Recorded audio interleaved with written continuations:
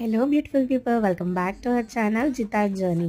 So ఈరోజు అయితే మేము ఫ్లూ మార్కెట్ అని మా ఇంటి పక్కనే జరుగుతుందండి. సో అక్కడికైతే వెళ్తున్నాము.